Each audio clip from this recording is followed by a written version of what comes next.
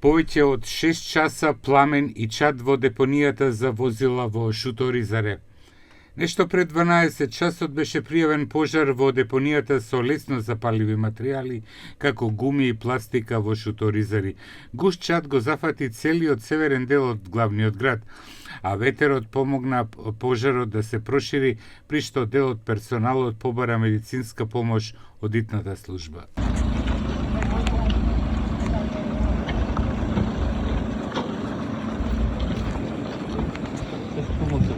Kat kundër zjarrit të cilat po numërohen në gishta për stafin të cilët kanë intervenuar në zjarrin i cili nuk po arrin të lokalizohet tani më 2 orë këtu në Shutorizar, ku njëra nga pasojat dyshohet se është shpërthimi i makinerisë që bën kompresimin e automjeteve këtu në varrezat e automjeteve në një nga bizneset private.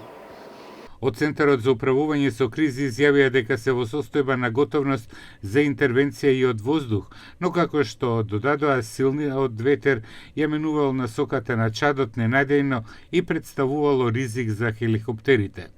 Со 8 цистерни и пумпи повеќе од 6 часа непрекинато се фрлаше вода за гаснење на пожарот.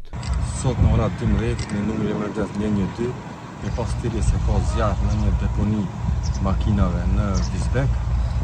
Më njerë lemëruam zjarfikse qytetit Shkupit, ku këtu janë 8 automjete. Ndërkohë nga qyteti Shkupit patëm kërkesë dhe për ndërhyrje nga ajri, ku bërëm kërkesë të gjithë institucionet relevante.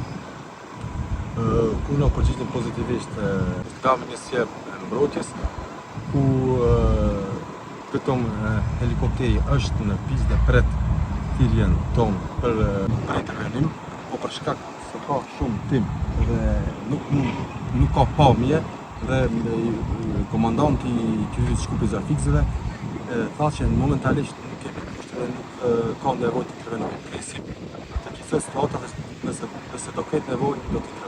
Паралелно со интервенцијата на терен беа присутни инспекцијските служби од град Скопје, Министерството за внатрешни, Државниот инспекторат за животна средина и јавното обвинителство. Ќе се утврди одговорноста за ситуацијата и непромисленото однесување, а создавањето диви депонии кои го загрозуваат јавното здравје и животна средина нема да се толерира. Да подсетиме, истата компанија ASD Metal Group на само неколку метри од денешниот пожар имаше идентичен случај пред 1 година, кога со денови гореше депонијата со отпад од возила, предизвикувајќи штета врз животната средина. Обвинителството поднесе обвинение против 3 физички лица и едно правно за кривично дело загрозување на животната средина и природата со отпад, согласно член 230 од Кривичниот законник. Црниот чад на местото на депонијата продолжи во попладневните часови.